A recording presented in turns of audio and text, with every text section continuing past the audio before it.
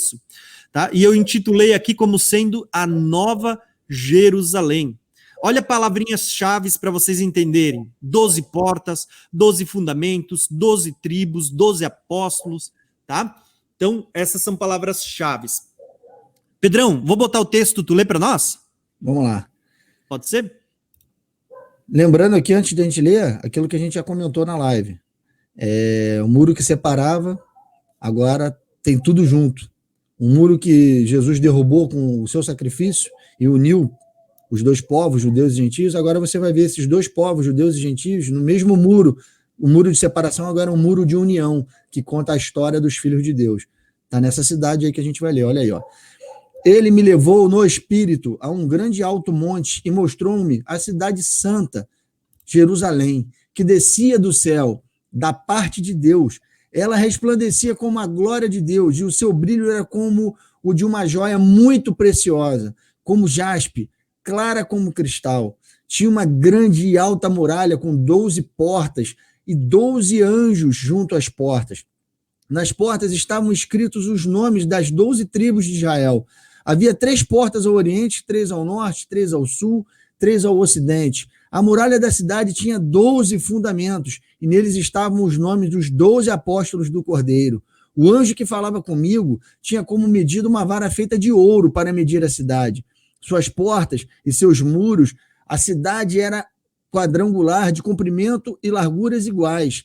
Ele mediu a cidade com a vara, tinha 2.200 quilômetros de comprimento e largura, e a altura eram iguais ao comprimento. Ela mediu a muralha e deu 65 metros de espessura, segundo a medida humana que o anjo estava usando. A muralha era feita de jaspe e a cidade de ouro puro, semelhante ao vidro puro. Os fundamentos dos muros da cidade eram ornamentados com toda sorte de pedras preciosas. O primeiro fundamento era ornamentado com jaspe, o segundo com safiro, o terceiro com calcedônia e o quarto com esmeralda. O quinto com sardônio, o sexto com sárdio, o sétimo com crisólito e o oitavo com berilo. O nono com topázio e o 10º com crisopraso. O 11º com jacinto e o 12º com ametista. As 12 portas eram 12 pérolas, cada porta feita de uma única pérola. A rua principal da cidade era de ouro puro, como vidro transparente. Não vi templo algum na cidade, pois o Senhor Deus Todo-Poderoso e o Cordeiro são o seu templo. A cidade não precisava de sol nem de lua para brilhar sobre ela, pois a glória de Deus a ilumina, e o Cordeiro é a sua candeia. As nações andarão em sua luz, e os reis da terra lhe trarão a sua glória. Suas portas jamais se fecharão de dia, pois ali não haverá noite. A glória e a honra das nações lhe serão trazidas. Nela jamais entrará algo impuro, nem ninguém que pratique o que é vergonhoso ou enganoso, mas unicamente aqueles cujos nomes estão escritos no livro da vida do Cordeiro. Irmão, esse texto aí tem tanta coisa para falar que acho que não dá. Mas o que você tem que pegar de contexto aqui para a live é o que está sendo colocado de alegoria nos muros da cidade. E ali conta a história, né? Das 12 tribos, dos 12 apóstolos, fala das pedras, que é sacerdócio, fala de pedras vivas, que somos nós. Eu vou te fazer uma pergunta, Pedro, só para a gente começar, então, ali, se encaminhar ali para o final. Quando a gente fala da Nova Jerusalém, vai falar que nós, lá quando a gente leu sobre Sara e Agar, vai falar que nós somos filhos da promessa, somos tipificados em Sara, e ele diz assim, nós somos representados pela Jerusalém do alto, né, a Nova Jerusalém. Nós, da promessa, somos inseridos e estamos na Nova Jerusalém. Quando nós lemos o texto da Nova Jerusalém, ele vai falar que a Nova Jerusalém ela tem os seus 12 fundamentos, que eles são ali o quê? Cada fundamento aponta para um dos 12 apóstolos. Tá? E ele vai falar de 12 pedras, isso nos remete ao peitoral que havia no peito, né, do sumo sacerdote, que era quadrado, e tinha ali 12 pedras também, e as 12 pedras ali na Nova Jerusalém aponta para os 12 apóstolos, mas lá na Velha Aliança, cada uma das 12 pedras no peito do sumo sacerdote apontava o quê? Para as 12 tribos, tá? Só que quando a gente olha para Nova Jerusalém, e aqui eu quero talvez dar uma afunilada, o texto vai dizer assim, ó, que cada uma das portas tinha o nome de uma das 12 tribos, tá? E aí a pergunta que eu faço, né? Poxa, só tinha nome de tribo ali. E os gentios entram por que porta? Não é verdade? Pô, gente, vamos parar para pensar nisso. Tem 12 portas, só tem nome de tribo. Os gentios entram por que porta nessa Nova Jerusalém? A gente só vai ter essa resposta se a gente entender as duas casas de Israel. Tá? É por isso que eu botei esse texto no final, né, Pedrão? Para a gente entender que se a gente entender as duas casas de Israel, aonde que os gentios estão inseridos nas duas casas, nós vamos ter a resposta para entender como a gente vai fazer parte, né, de outros assuntos que a gente nem tem tempo para abordar com profundidade hoje, né? Os 144 mil, que também estão tipificados nessa Nova Jerusalém, a grande multidão de branco, a Nova Jerusalém, as 12 portas, os 12 fundamentos, o porquê que ela tem aquela medida lá que vai apontar para os 144 côvados. Irmãos, é isso que a gente precisa entender. Se vocês entenderem as duas casas de Israel, vocês vão conseguir entender de Gênesis até Apocalipse o plano perfeito de Deus e aonde a igreja está inserida nisso tudo, tá? Então, Pedrão, desculpa te cortar ali, tu quer acrescentar algo? Não, é perfeito. É isso aí. Existe outro texto, acho que é em Isaías, se eu não me engano, que fala que ele decoraria o muro da cidade com argamassas coloridas e pedras preciosas e bababá, e ali está falando da igreja, está falando das duas casas. É perfeito isso. O muro da cidade é um grande outdoor, é um grande memorial que Deus planejou, que vai estar na porta dessa cidade, que conta a história dele e do seu povo.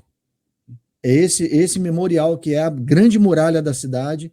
Nela está inserido toda a história de Deus com o seu povo, o povo dele, os remidos, os 144 mil.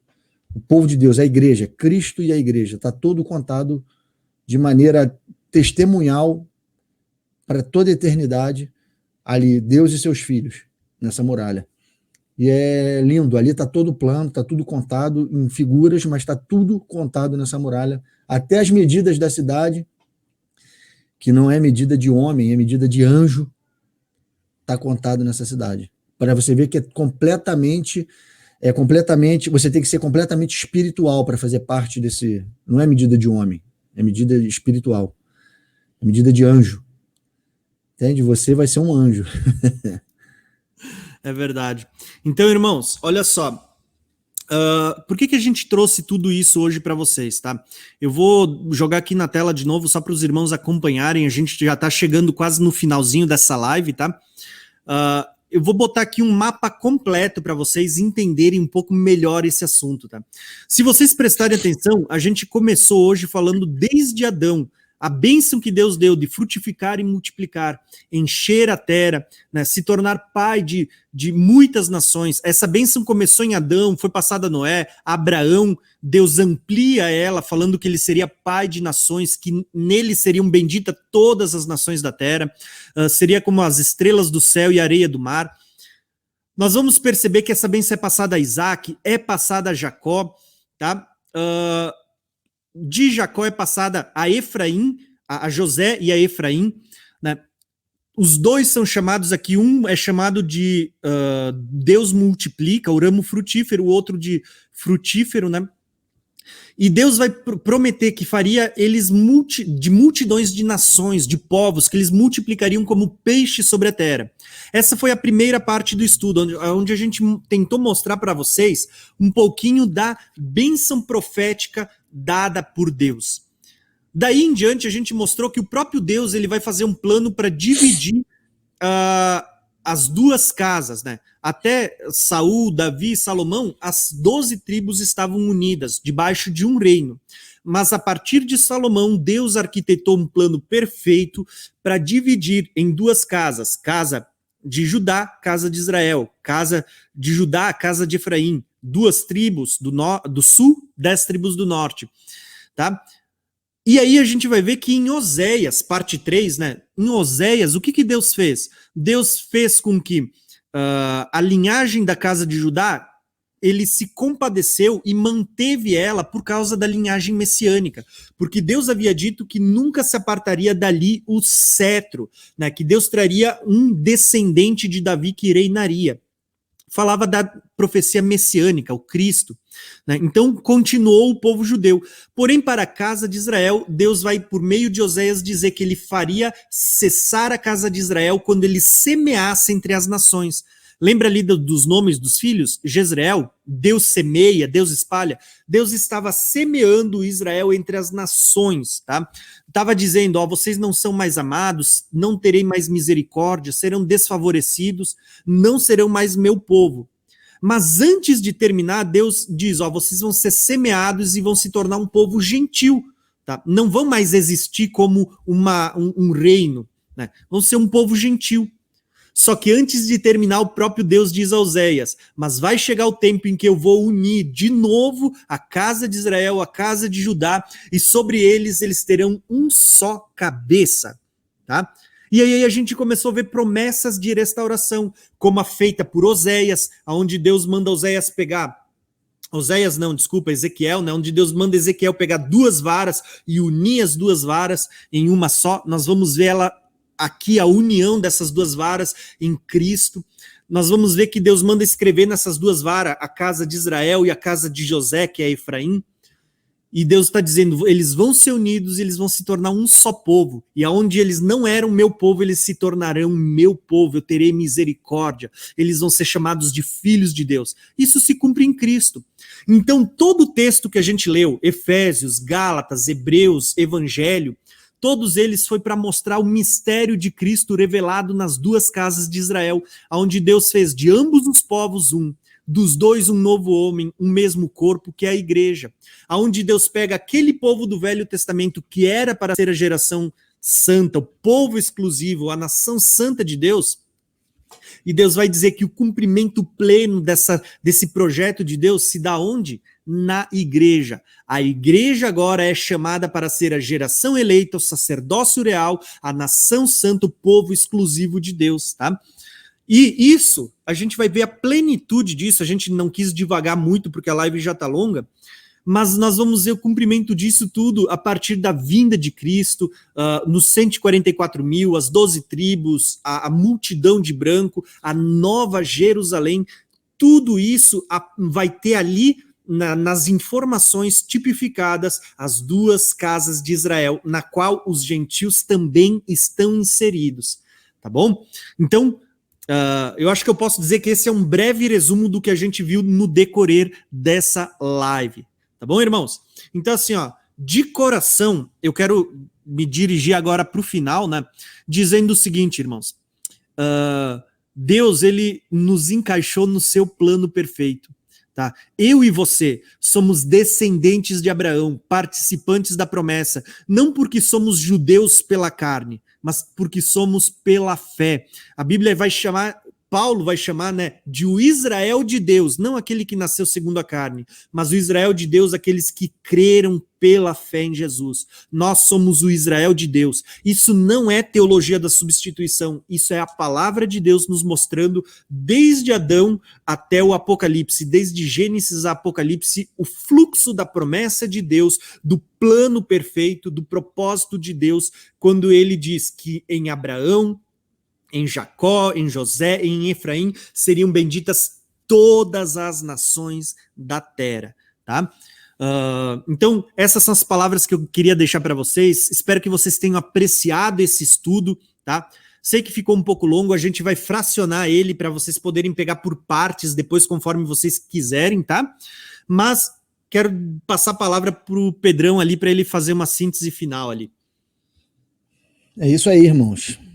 A As Duas Casas de Israel é um estudo que não é uma utopia, ela não é um pano quente na cabeça dos gentios, só para fazer carinho, bilu-bilu de Deus, não, isso é o plano. Deus, ele se agradou de colocar Efraim como seu primogênito. Está dito em Isaías. Ele se agradou disso. Ele se agradou porque Jesus ele veio para os seus e os seus o rejeitaram. E haveria um povo que o aceitaria e confessaria o seu nome, e seria passado para esse povo o reino. Está tudo profetizado, está tudo escrito. Então, irmãos, nós não somos, os gentios, a igreja, não somos o plano B de Deus. Nós somos o plano de Deus, fazemos parte do plano de Deus, juntamente com os judeus, porque a salvação vem pelos judeus, vem por ele, pelo Senhor Jesus Cristo, que é judeu da tribo de Judá. Então não podemos eximir os judeus, embora eles estejam endurecidos de coração, mas haverá tempo para que eles voltem atrás, e isso cabe a nós, os gentios, agora, porque nós estamos na cabeça das tribos agora. Nós estamos na cabeça do Israel espiritual de Deus. E eles dependem, né, da pregação do evangelho. E muitos judeus já estão se convertendo a Cristo, aceitando a Jesus, e tudo que foi falado aqui hoje vai se cumprir cabalmente, não vai passar uma vírgula e um tio dessa palavra, irmãos. A doutrina das Duas Casas de Israel é a doutrina mais sólida da Bíblia. Ela não tem como ser desmontada, porque ela está enraizada nas profecias, enraizada em toda a Escritura. Não tem como descaracterizar isso, desfazer, desmembrar isso da Escritura, da palavra, da Escritura Sagrada de Deus. Não tem como tirar isso da Bíblia. E nós fazemos parte disso, irmãos. A igreja faz parte disso. O plano de Deus é o corpo de Cristo. Então eu queria dizer isso.